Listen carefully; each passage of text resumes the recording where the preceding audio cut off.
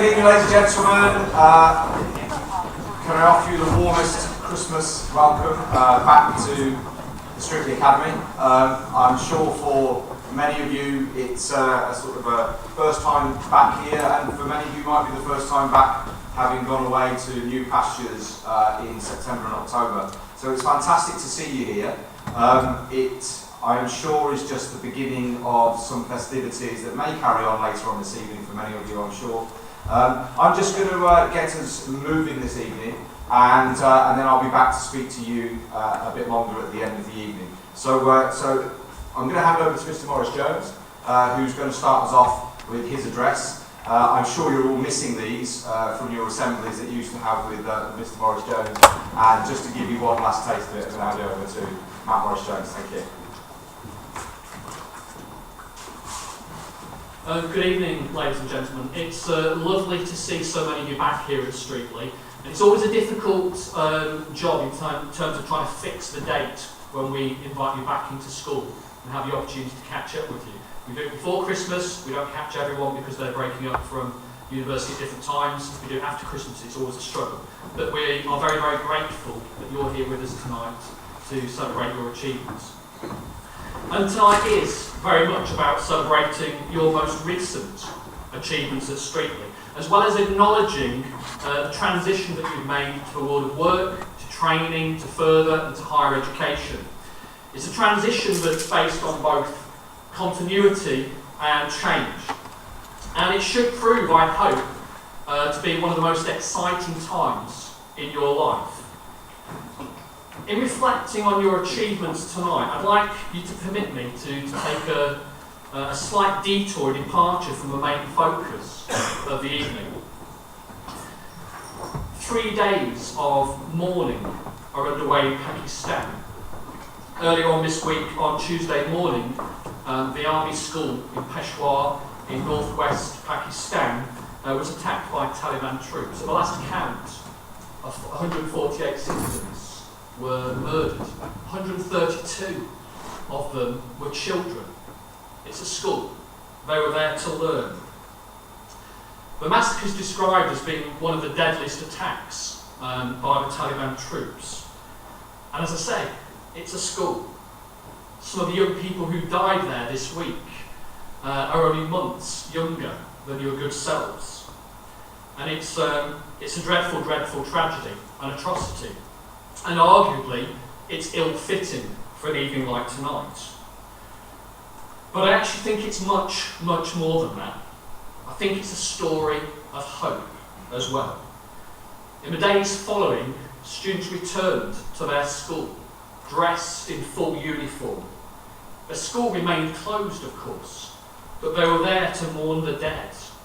They wanted to value their learning. They wanted to take a stance. And one child, one young man, very much wanted to shout loud that the school, that the learning that was afforded in that school mattered. It was his identity. His identity. And he wasn't going to allow anyone to steal that away from him. Now, I like the sound of him. I think he sounds courageous. But it also reminds me that learning at times is a little bit dangerous. At its best, maybe it always has been. It invites us to ask difficult, challenging questions, to take risks, to venture into unknown territory, and to look closely at the world from different, unfamiliar vantage points, to forge connections, to imagine, to envisage. And sometimes it demands that we are courageous. Most importantly, it enables us to challenge ignorance. And for those of us who are ready to take the challenge, it provides the tools to transform the world that we know, to better it. And I think that's something to be hopeful about, something to be excited about, something to be valued, something to be treasured. Well, we're here tonight to be excited about you and about your achievements. Achievements that we hope you will continue, that you will continue to enjoy and engage in learning, and hopefully to learn a little dangerously. To learn in ways that will make a valuable contribution to your own well-being, to your family and to your loved ones, to your own community and the wider world that we inhabit. So, we do take delight in your academic achievements, and we are very, very proud of the skills, the knowledge, the understanding that you've developed in your time here. For very many of you, over the course of 7 years at Streatley Academy. As I said at the start, it's a genuine delight to see you here tonight, because you're a very, very special group of young people who are set on different journeys that will take you in very, very different directions. And we are very, very excited about your futures.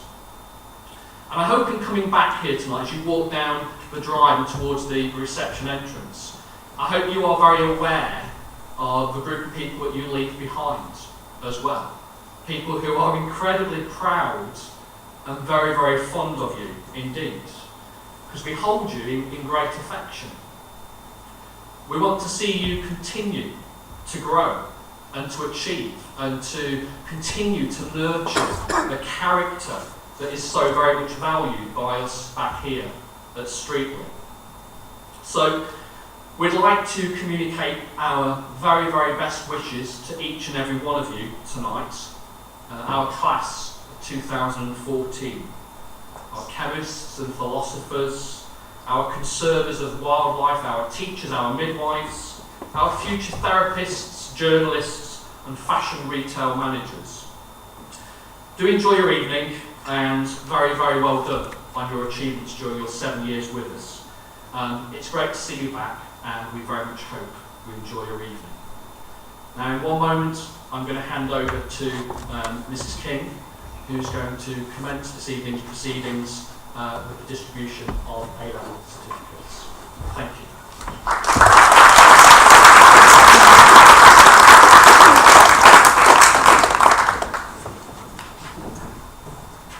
Good evening, everybody. It's absolutely lovely to see you back here. I'm going to read the names for the A-level certificates in groups of 5, and then if you'd like to come up to this side of the stage and collect your certificates from the middle and go down the middle of the stage. So we're starting off with Sidra Ahmed, Charlie Allen, Molly Beard, Emily Bennett and Brian Bennett.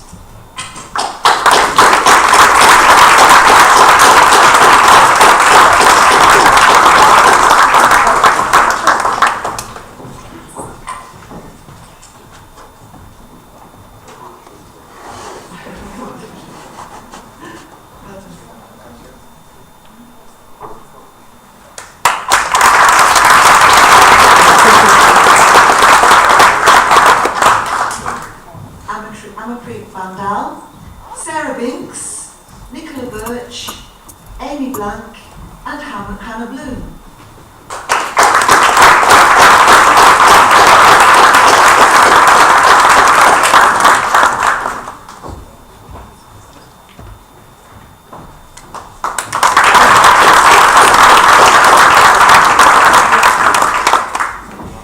Samantha Bolwell, Sam Bradbury, Kirsty Butler, Joe Byrne and Adam Carrington.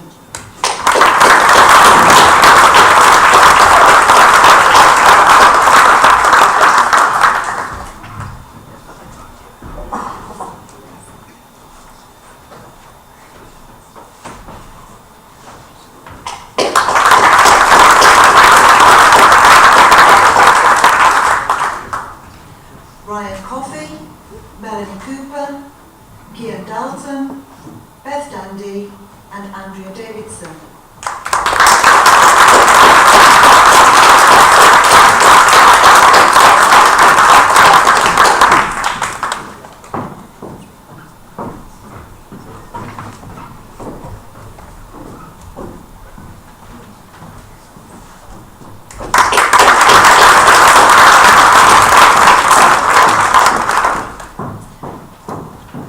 Shauna Davis, Sarah Dillon, Tom Duggan,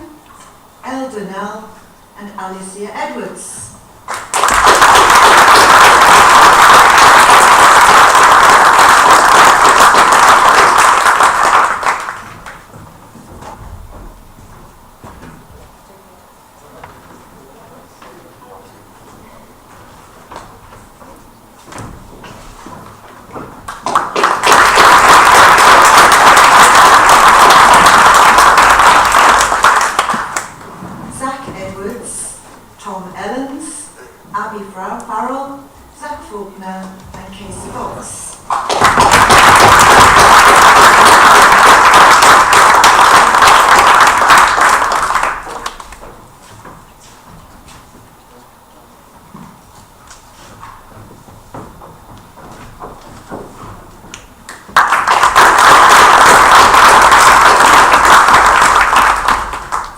Jacob Gahia, Bradley Gleeson, Sam Goodman, Phoebe Henderson and Joshua Halsey.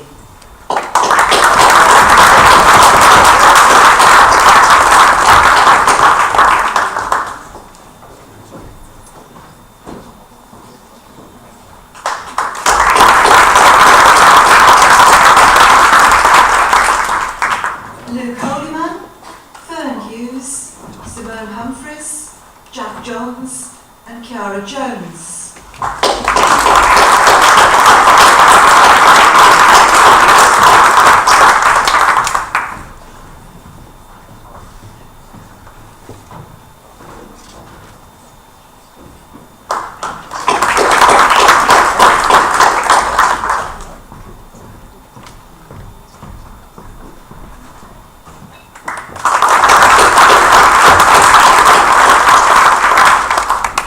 Aaron Kadara, Cameron Lal, Jess Lum, Francesca Malaband and Nikesh Mandera Best.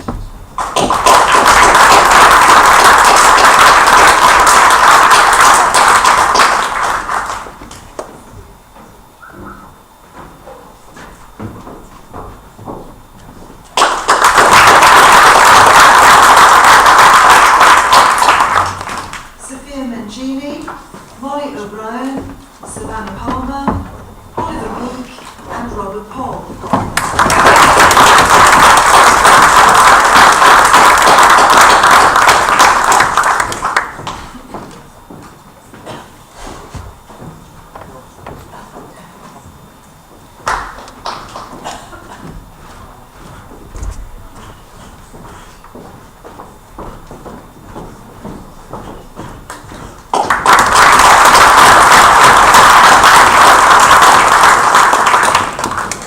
Harry Prince, Hannah Rathbone, Kathy Reiki, Ryan Robbins and Sam Rogers.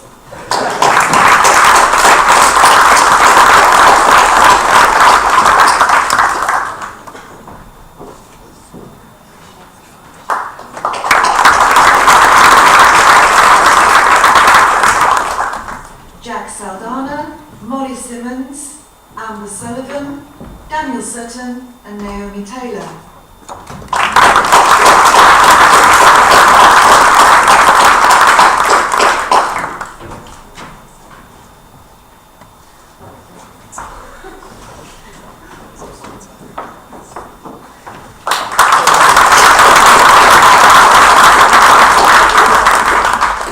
And finally, Kirandeep Vetti, Alex Thompson, Beth Walker, Jake Warner, Sarah Webb and Ben Wiggett.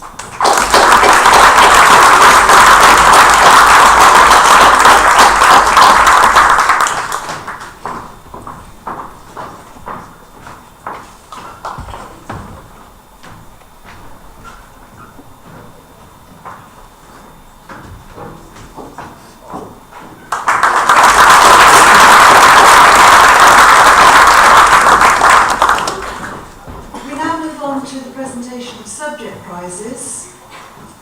So would the following like to come up, please? The subject prize for biology, Ryan Coffey.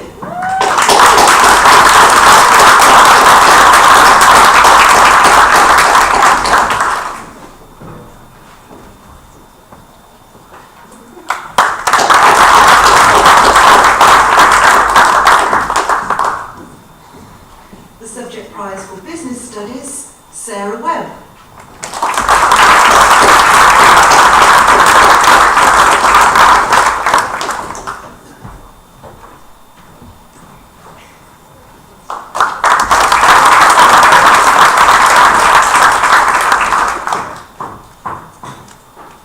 Subject prize for drama, Molly Simmons.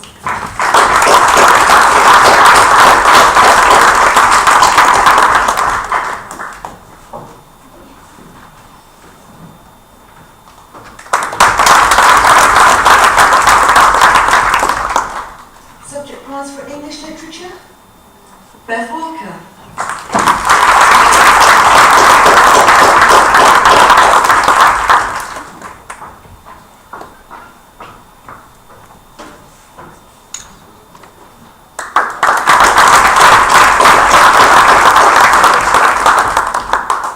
The subject prize for English language and literature, Robert Poll.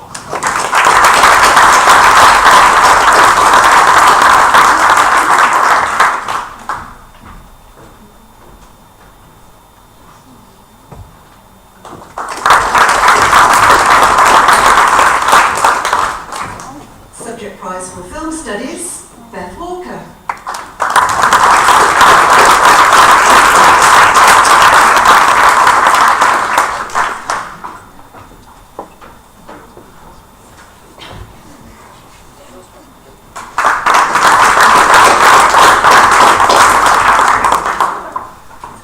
The subject prize for geography, Thomas Duggan.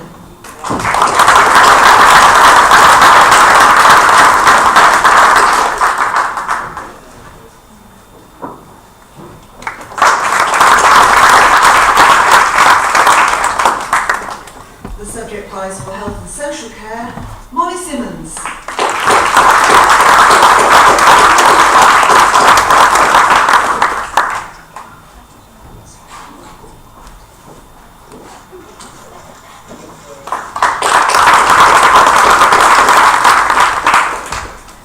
The subject prize for physics, Adam Carrington.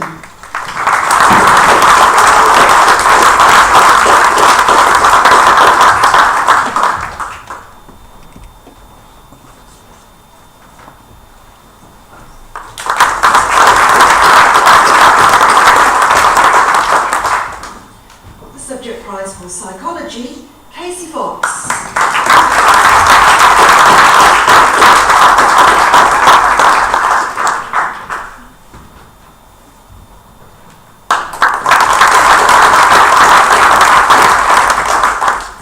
The subject prize for religious studies, Amy Blank.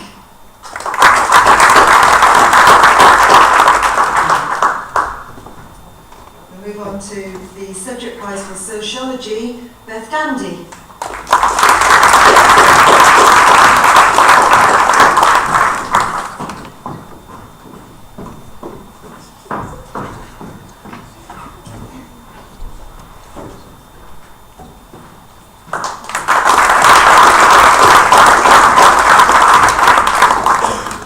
That concludes the presentation of subject prizes. We now move on to the presentation of special awards, and I'd like to ask Mr. Cornell to come up and speak first.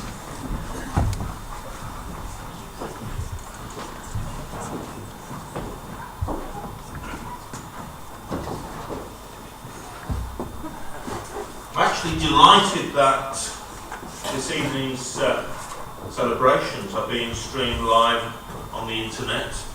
So it's entirely possible that Amy may be watching this live, so I can address you directly. But even so, if you're not, you'll be able to see the recorded version very soon. So very well done, Amy. We're here, I'm here to celebrate your amazing achievements in the sixth form. Congratulations on your 3A grades in religious studies, English literature, history, and your A star in your EPQ. I believe that your mum and dad may be here this evening. I'm going to embarrass you now. That is a night to be very, very proud. It isn't in a vacuum that a young lady is able to grow and excel in the way that Amy has without a very supportive home to grow and to learn. Congratulations to you. Amy, you've been one of a handful of students over the years that I've spotted in Year 7. Now, most of the others have been boys where I've seen them and said, that child has got a mind, and I'd really love the opportunity to teach them at A-level. Now, in your case, you were very different from most of the others. Most of the others were people who got plenty to say in class and were expressing themselves a lot of the time. You were different. You were quietly confident. You were a studious young lady, and you could express yourself in class well enough, but it was more through your depth, your precision in your written work that you expressed yourself so very, very well. And as the years passed, you continued in your academic progress, and you did extremely well in your GCSEs. Now, I nearly missed the opportunity to teach you A-level when you first selected your A-levels, but after a rethink, I was delighted that you chose to continue your studies in religion and philosophy, and you have done tremendously well. Congratulations. I'd like just to finish to say that I speak on behalf of Mrs. Bear and all of your other A-level teachers in saying, Amy, we are proud that we have the privilege of teaching you. And I hope that you will look back and have a sense of pride that you were a student of the Streatley Academy and that you do so very well. Congratulations, Amy.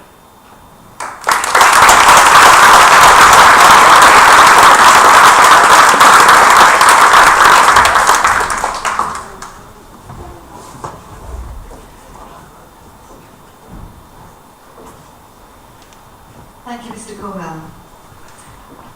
I'd like to ask Mrs. Ahuja to come up to the stage now to talk about the presentation of our next award, Outstanding Academic Achievement, and it goes to Beth Dundee. Mr. Downey is going to present this award.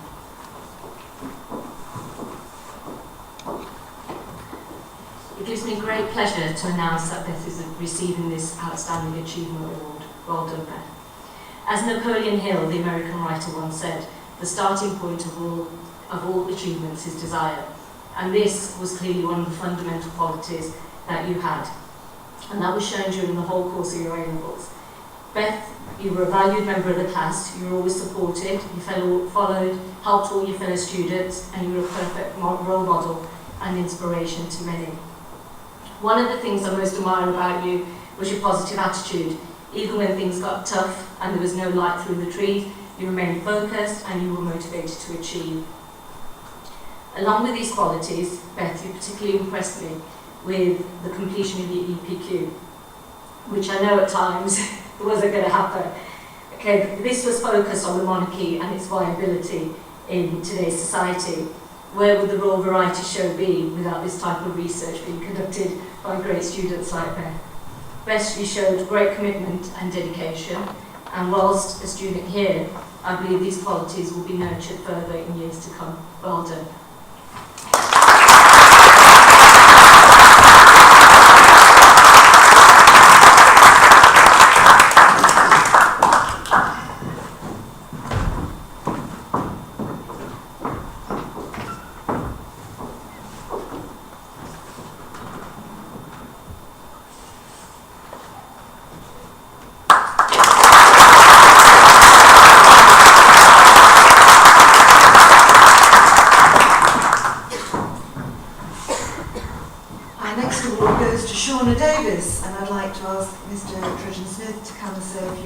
About the presentation for services and loyalty to the Academy.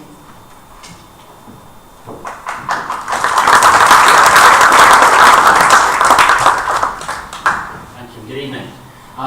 It's an absolute pleasure to announce this award for outstanding services and loyalty to the school. 2 or even 7 years of your lives have been spent here. I'm sure it's a very proud moment to come back. and this evening is infused with many happy memories for so many of you. But what's made this 7 years so special is because of many things. Not just these buildings or our teachers who work incredibly hard on your behalf, and many of whom have come back here this evening. But most of all, I believe what's made this time in your life so special is each other. But your contributions, your own personal contributions to this school, our school, and your school have made this a remarkable place that it is. And that's what we celebrate this evening. And it's exceptional students like Sean Davies who've made this place so rewarding and so special in these last 7 years. And this award this evening is for her work ethic, her example, her wit, the deep intolerance of hypocrisy.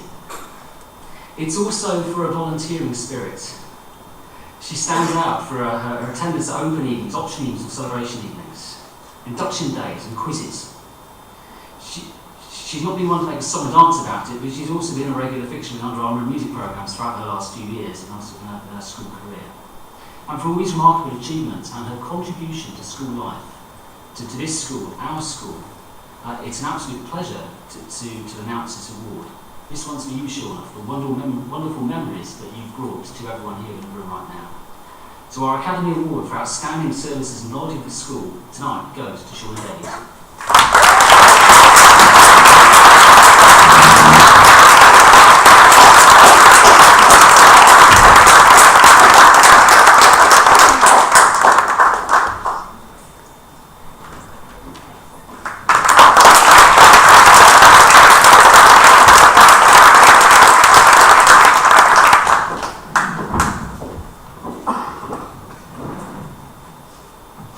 Our next award is for services and loyalty to the Academy as head boy. And I'd like to ask Mr. Morris Jones to come up and talk about Tom Duggan, please.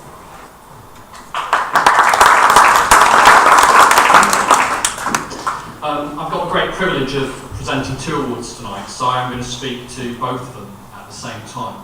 And those are for the recipients' next 2 awards for service and loyalty to the Academy as head boy and as head girl. Each year we invite our students and our staff to nominate students for these 2 roles. And every year we hold a great deal of faith in our student body to make a good choice in their electing to office these 2 important roles, head boy and head girl. They never let us down.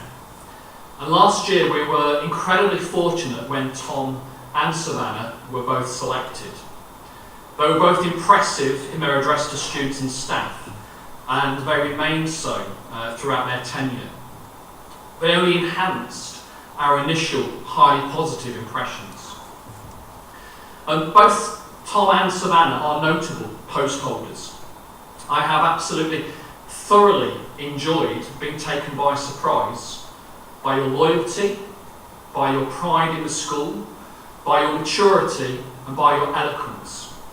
You've represented the school in many capacities, at sixth form promotional events, at awards evenings, at open evenings.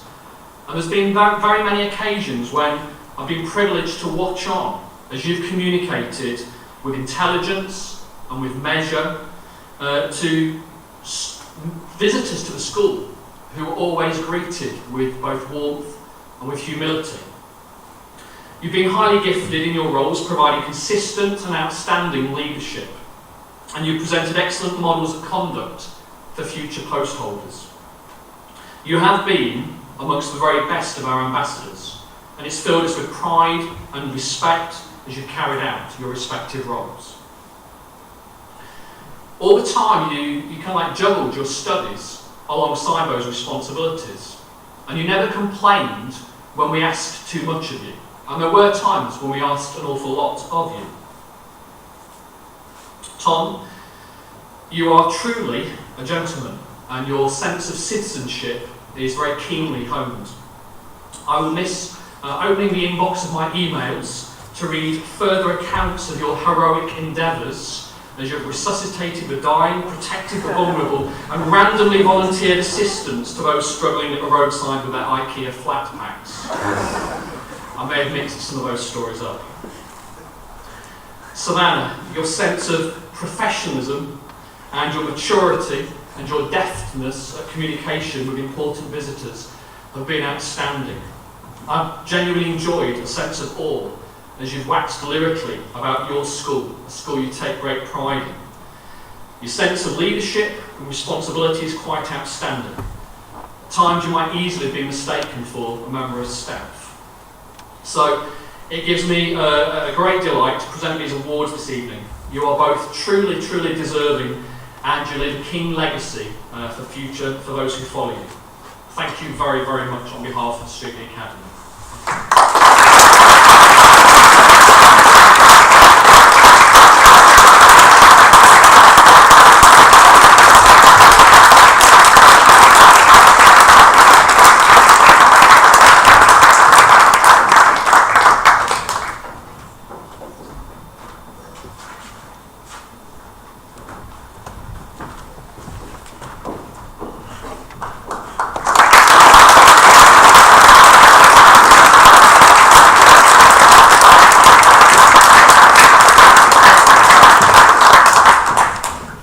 Ladies and gentlemen, I join you to end the proceedings for this evening, and I'll start in my vote of thanks to, as representatives of the student body in this school up until 2014. I thank both Savannah and Tom for their role in which they've taken with the absolute most fantastic ability as ambassadors for this school, both inside it and out. So I thank you both in your role as head boy and head girl. You epitomise everything that role should be, so thank you.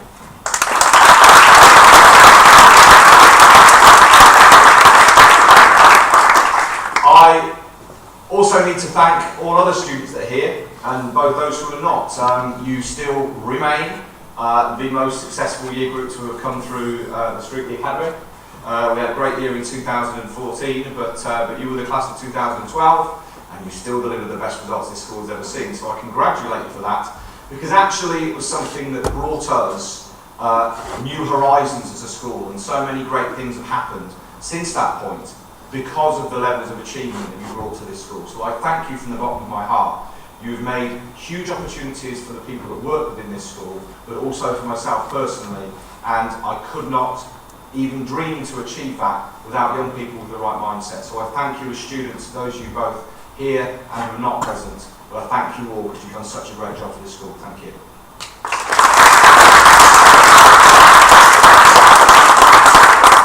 I'm just going to make my way around the room and offer a few votes of thanks to people. We've obviously got Mr. King. I need to introduce Mr. Reiki, who is one of our governors. Ron Roberts, our chair of governors, is unable to make it this evening. He's on business in the south-west.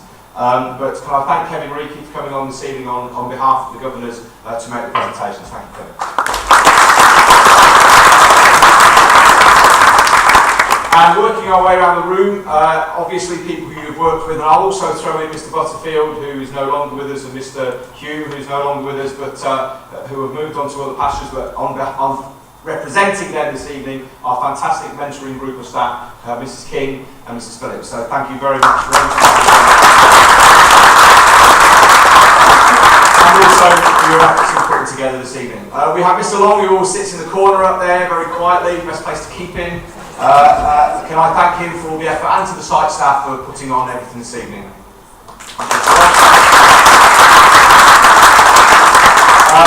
Hidden away there, streaming on the internet, are Mr. Techie, Geeky, whatever we want to call it, but we've got Mr. Caffrey.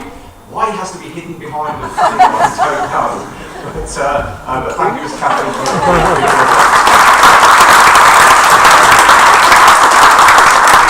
And we have Mr. Dawson's Bailey at the back, who have helped put together also this evening. I'm going to serve you up with your refreshments you came, so thank you very much. It brings me to the group of people sat down here at the front.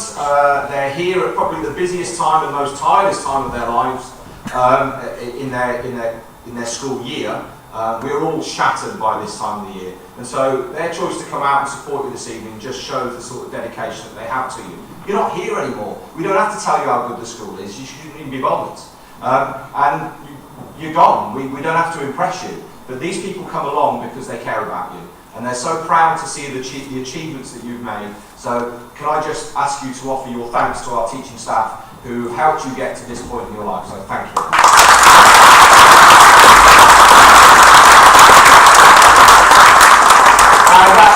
finally leaves me Mr. Morris Jones, who has, I know, been an icon for you all, to guide you through the sixth form. And if there's one thing I can say that underlines everything that Mr. Morris Jones does, is his deep, deep care for the students that are within his care.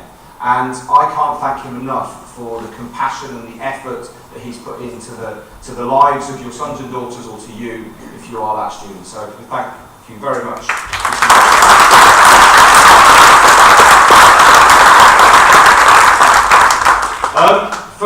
For my closing remarks, I'm going to draw on two people who have inspired me in my life. One is no longer with us, and that's the former Chief Executive of Apple, Steve Jobs. And the other who was very much with me is my 10-year-old daughter. And I'll come to her at the end. Last year I actually spoke, and Dylan was here, so he's heard a little bit about this. There was an amazing speech. I recommend you to Google it. I do actually spend some time on YouTube just trying to find those words from people who have achieved the most amazing things, just to see what they had to say about their experiences in life. And there was a fantastic speech from Steve Jobs. It's the commencement speech at Stanford University. And in that, he talks about how moments in life become dots. And that you can only join the dots and track your point of where you are. You can only do that backwards. You can't do it forwards. You can try. You can make every effort to try and say, well, I'm going to do this now, and by this age I'm going to do that. You can try and do that, but there will be things which are thrown in front of you that will make your pathways change. And how you respond to those and what you do with those will be what takes you forward in life. And so it made me ask myself, what are my dots? What have brought me to this point? And I ask you to indulge for a short while as I take you through, in a sense, just 3 points of my own life that have brought me here, standing here on the 18th of December 2014 as head teacher of this school. And it's a bizarre sort of journey. If you go back, you can't join the dots backwards. And the first dot I'm going to share with you is my very early years. I was born in Glasgow, from a family in the tenements of Glasgow, and if anybody knows Glasgow and the centre of Glasgow, I was born in an area not far from somewhere called the Gauls, in a tenement building in council accommodation to a family from significant deprivation. I'm not asking the violins here, because things changed quite dramatically for me, because my family chose to leave Scotland. And the reason we left is I had three older brothers, and my middle brother, the second oldest brother, started to get in a bit of bother when he was about 14 or 15 years of age. And living in an inner city in Glasgow where things started to happen, my parents took the decision to move south. And we moved to Bicester, now only famous for maybe two things. One is traffic jams, and two is Bicester Village. Any of you who have ever been shopping in the shopping village, it's pretty much all it's known for. We moved to Bicester and I was 2 years old. On the journey from Scotland, on the train, my next oldest brother, Jim, started to take poorly. So poorly that within 2 weeks of arriving in England, my brother Jim, at the age of 12, passed away. And I can't remember him, but I feel like I can.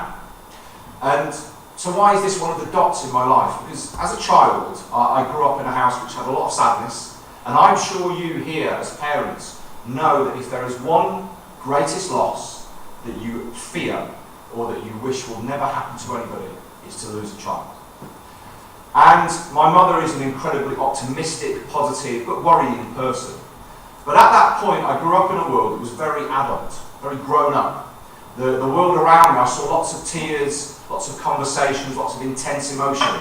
I was only 2, my next oldest brother was 15, and my oldest brother after that, who was now nearly 60, was, how old were we at the time? 16, 17 years old. So I grew up in that sort of lifestyle where I come from something which, a family without any educational background whatsoever. But I always felt my language developed quicker than it would have done if I hadn't have had that dot. That the world I was growing up in made me grow up that little bit quicker. So I did really well at primary school. Got to secondary school, still lived in a council house, still a bit of a lad, hang out with mates, and truth be told, not a great student. Not a great student at all. But I ambled my way through school, secondary school, after doing well at primary school, and got to the point through my teenage years where I'd engage one moment and disengage the next. Did okay in my, what was O-levels, GCSEs. You need to believe your parents' O-levels were more difficult than GCSEs. But anyway, I'll leave that to another conversation. But I did my O-levels and I passed them all but didn't get any high grades. Went into the sixth form and was kicked out of it after a year. Terrible student. I begged my way back into the sixth form and finished my A-levels in 1 year. And I left with an illustrious collection of A-levels, D, D, D. Not the sort of stuff, Mrs. Blank, that gets you into St Andrews. And it was an interesting moment because I was told at various points that I was failing. I was told I wouldn't pass my O-levels. So I worked hard for about 3 months and passed them without great grades. I was told I was kicked out of the sixth form. And every time I was told I would fail. That was the moment when it was the kick up the backside. Being kicked out of the sixth form made me work for a year, maybe just slightly less than a year, but I got those. And that was the next dot. The next dot was my teenage years. University was brilliant. I found something I was really interested in. I started an undergraduate degree in philosophy, politics, French and sociology. Did a sort of entry course year and then went on to a full degree after that. For me, that was French and sociology. Travelled abroad, loved university. Not actually one of the dots for me. It was a turning point, but not one of my dots.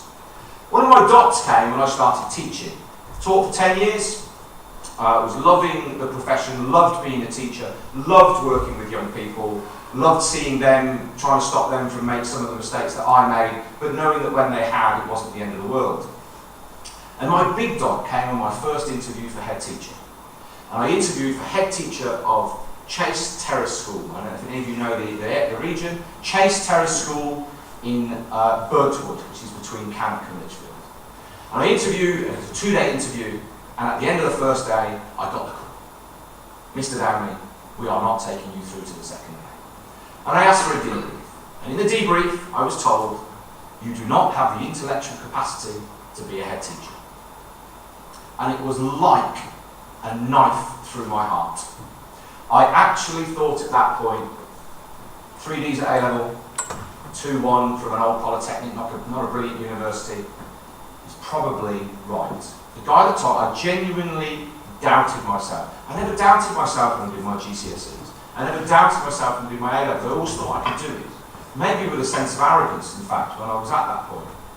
But actually being told by somebody who was an advisor for a local authority, somebody who at that point in my career I thought, these are the guys that make all the decisions. I was told very, very clearly, you're not clever enough to be a head. You'll always be a good deputy. And I believed it. I actually felt you need to be really, really brainy to be a head. And what I started to think at that point is that's it over for me. I didn't actually apply for another headship for some time.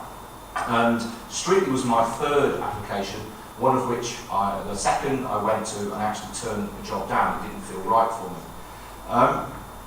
The point at which I made the decision that yes, I could do that was literally the support from friends and family who made that a dot for me, who said, who the hell can anybody tell you that you can't? Why would you believe some guy who was an advisor for South Staffordshire Education, why would you stop? Why would you believe that you're at your limit just because somebody told you? That advice was the greatest advice that I've been given. It was just a friend. It was in a pub, over a pint. But those moments, you may not even notice them. They may not resonate with you quite as greatly as you think those Steve Jobs moments in your life. He talks about dropping out of university and learning about calligraphy, which was the first sort of remnants of fonts on computers. Those huge moments, that one moment wasn't quite that huge, but it just took somebody to give me some belief again. And what it did at that point was give me the belief that I can't stop thinking that things can be better. Not that things are bad, because they're not, they're great. But that something else is there, another challenge, that another dot is somewhere for me to make when I start looking backwards. And the advice I give to you as you go through university, or if you're going through your course to the employment that you're in, and your qualifications or your apprenticeships, is you won't know what your dots are yet, but keep moving. Keep moving. Because at that point, there were 2 points when I could have been told, stop. My GCSEs and O-levels in my teenage years, and then when I was told I wasn't clever enough to be a head teacher. And it took somebody to get me moving again, to believe that I could do the next bit. And actually, I sometimes look in shame of my qualifications, but know that the world that I grew up in brought me to this point, and that I shouldn't look back in shame. I just can see the dots. The other piece of advice is try and make dots. You don't know where they are, you don't know what those big moments are in your life, but certainly, having looked at everybody in the room, and I've talked with people who are off training to be a police officer, people who have gone off to universities across the country, people who are in university locally, you're already making dots. Some of them are your friends who will shape, or partners who will shape your future. And that idea of moving, I don't mean physically, although that can be the case, but mentally, always moving, always wanting something else, always aspiring to say, I'm going to make another dot. Now it might be that you want a first-class degree, and that might not happen. But it may be one of the dots in your life that you can join all the way back, that will make you the person that can cope with the things that life throws at you. I know one of my mother's dots was the death of my brother.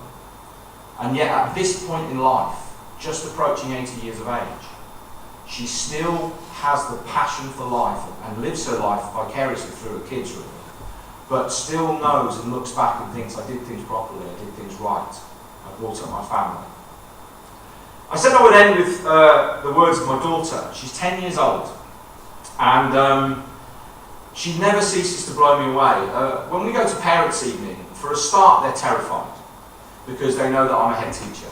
And it's the worst person you want to sit in front of you when you're a teacher. Whenever I get there, it always astounds them that I'm not interested in levels. I don't really care whether she's top of the class. I ask two things, really. Is she happy? And is she interested? Because the fact that she's had those two things throughout her school life has brought her to a point at the age of 10 where she can write something like this. Now this week, her homework was to write an autobiography. And she's written about some of the things that I've just shared with you in her autobiography that have got her to this point. And we often talk a lot about potential and, you know, what you want to be, and it will come to you, but you need to try and see where it is. And she wrote this is the last lines of her autobiography, about next year. She's going to secondary school next year.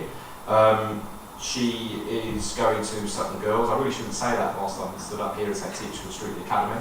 But we live in Lichfield, so if she lived next door to here and I wasn't the head, she'd be coming in. But she's going to Sutton Girls. She's very proud that she got in there without any tutoring and really without any say from me or her mom. She just wanted to go there.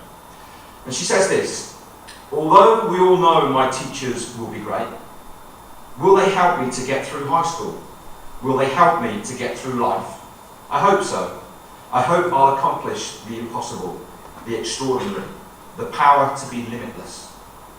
And apart from welling up as I read it, I just thought, all that time where I've said to her, just be interested, let's read, let's find things out, let's explore the world, let's get on the internet and find out things, has brought her to the point where she has that feeling, where her future is limitless.